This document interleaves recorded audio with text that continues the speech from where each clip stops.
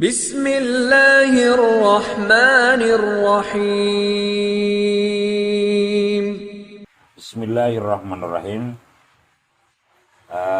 Akan saya bacakan kata bijak dari kiai yang sangat terkenal, yaitu seorang filosof dan seseorang yang sangat hebat, namanya Ibnu Athaillah. Ibnu Athaillah, itu ya, Sekandari dari Mesir. Jadi yang pertama, ini kata bijak yang pertama. Jadi min alamatil i'timad alal amal nuksonur roja inda wujudi zalal zalali. Artinya kurang lebihnya begini. Salah satu tanda-tanda kebergantungan seseorang kepada amal, pada usaha adalah saat dia mengalami kesulitan, minim pengharapan. Saya ulang lagi. Tanda-tanda seseorang yang bergantung kepada usaha adalah minim, kurangnya harapan saat adanya ujian. Kata bijak ini akan sulit dimengerti ketika kita hanya mengandalkan kata bijak ini saja. Karena ini sulit untuk dimengerti maksudnya gimana atau apa ini, gitu loh. Ceritanya kayak gitu. Nah, kemarin itu ceritanya saya ini ketemu sama satu orang, ya, namanya Jalil. Ini dari orang Jawa Tengah. Jalil ini dia ahli puasa waktu dulunya. Jalil ini ahli puasa yang puasanya ini hebat sekali karena puasanya itu dalail. Jadi puasa setahun full. Itu dalail Quran, dan dia puasa dalail yang 3 tahun full. Kalau di Kudus itu kan sudah menjadi tradisi adat dalail itu. Nah, pada waktu itu setelah sekian tahun saya ketemu namanya Jalil itu, dia menjadi tukang tambal ban. Sebetulnya saya ketemu itu sangat kangen sekali, tapi dia ini mengeluh. Karena barusan ketemu sehingga mengeluh, "Kang," ngomongnya Jalil itu kayak gitu ke saya, "Kang,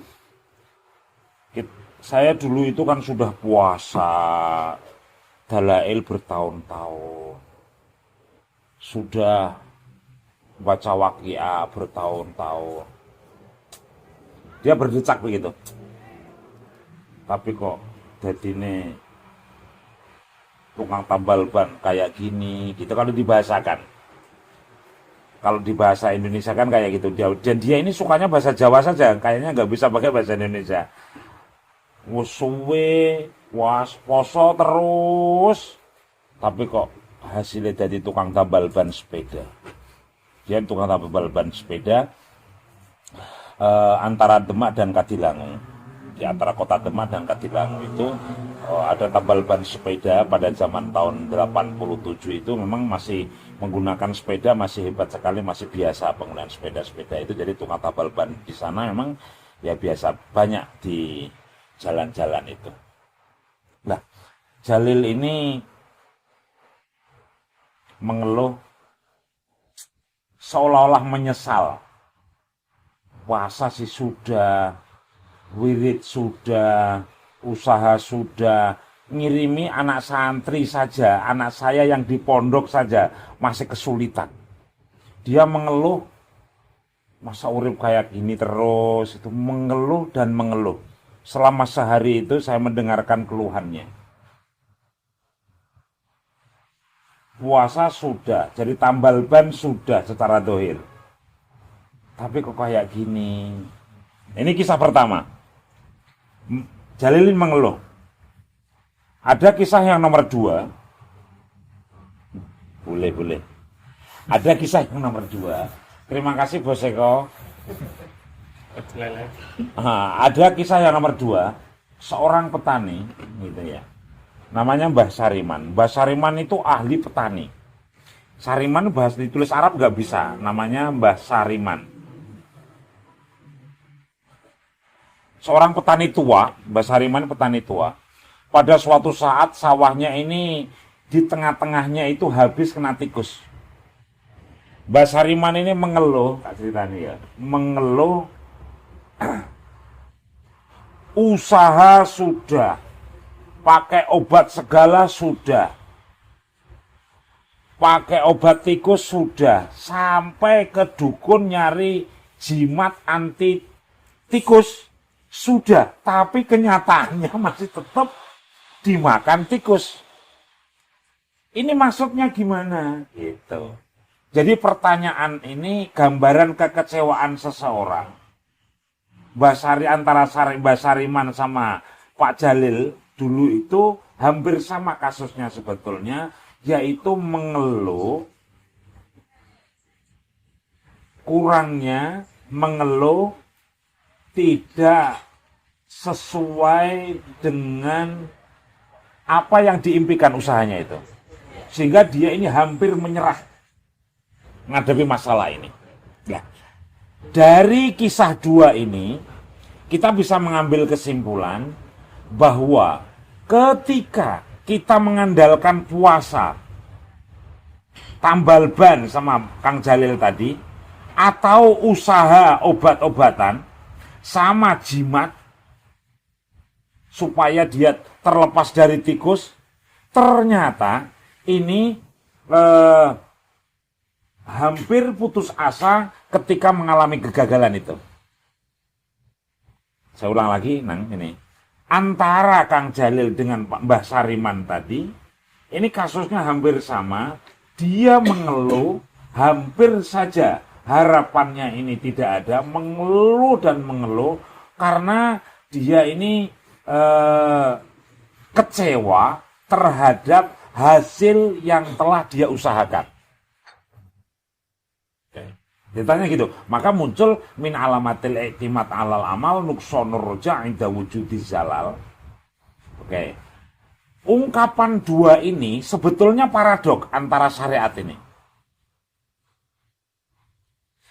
Ini loh, hebatnya Ibnu Athaillah itu. Cara mendidik hati. Namanya cara mendidik hati.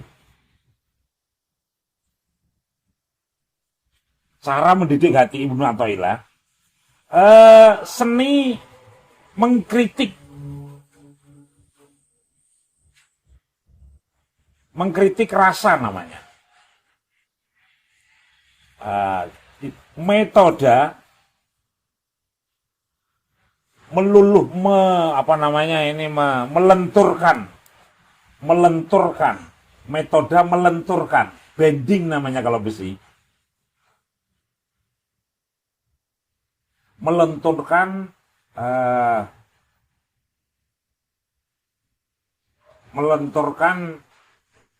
prasangka.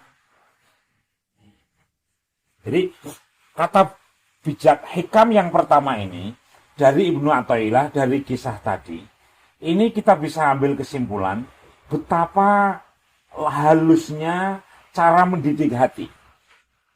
Betapa modernnya cara mengkritik rasa itu. Betapa hebatnya Ibnu Athaillah ini menemukan metode, jadi bending sesuatu yang sulit sekali menurut logika. Coba. Seolah-olah ngomong begini Ibnu Athaillah itu, Mbak Athaillah ini seolah-olah ngomong begini, Nang. Kamu gak usah kecewa ketika kamu menghadapi masalah. Ora usah kecewa. Seolah-olah ngomong kayak gitu. Jadi gak usah kecewa. Satu kecewa. Kenapa kecewa? Kenapa ada kecewa? Karena niat melakukan sesuatu yang kurang baik.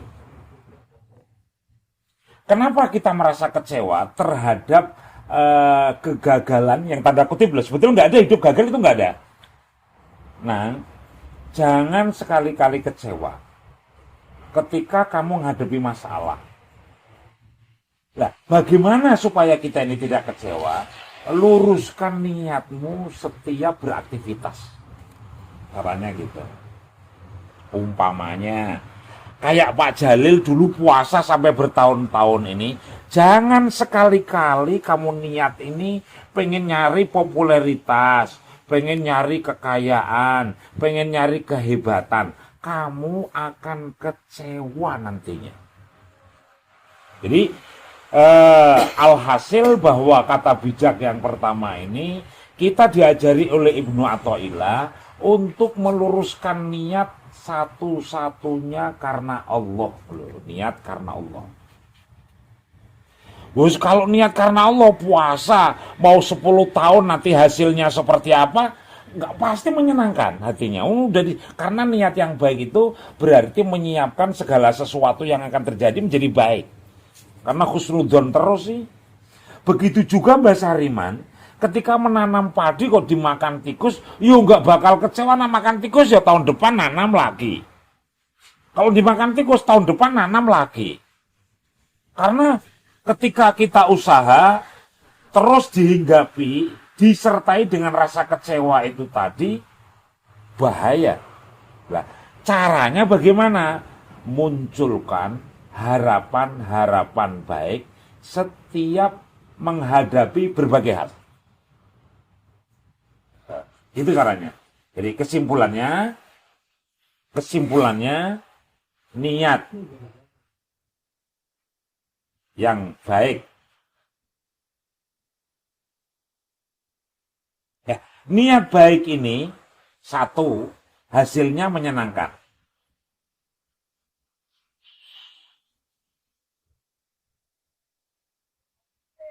Pasti menyenangkan dan memuaskan.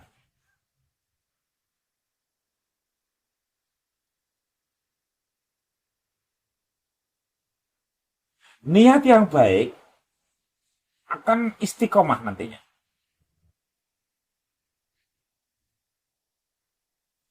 Niat yang baik yang ada itu harapan. Dengan adanya harapan yang baik ini, kita akan terus semangat masalahnya. Kesimpulan terakhir adalah La ilaha illallah Muhammad Rasulullah. Oke? Nanti kita guyon lagi. Bismillahirrahmanirrahim. Moga-moga kita niat kita baik, doa kita. Ya, moga-moga hati kita halus. Karena saya senang sekali Mbak Ibnu Athaillah ini ngeritik hati kok halusnya kayak gini. Seni mendidik perasaan luar biasa Mbak Athaillah ini.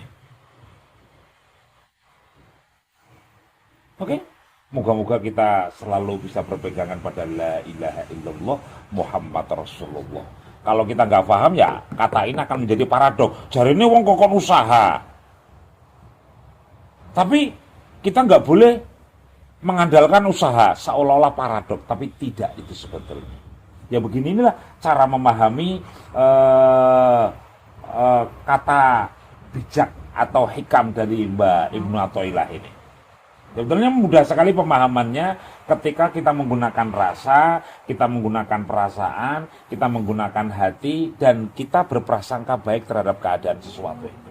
Wis tak baik semuanya dan akan hebat semuanya. Oke, alhamdulillahirrahmanirrahim. Cukup bersama-sama. Alhamdulillahirrahmanirrahim. Ya. Mene rada mene marek ngaji marek atuh dengkul carane niki marek. Kan ora ora tulisane ning dia yo. Bari anu dengkul. Ora kedeleng tok kene to. Rada mene maju mene. Kan arepan gawe penjelasan kene iki. Ini apa kok Lang geser lang gitu katon lang. Ini kan ceritanya ngaji, tapi ngaji bari dolanan bari ngaji.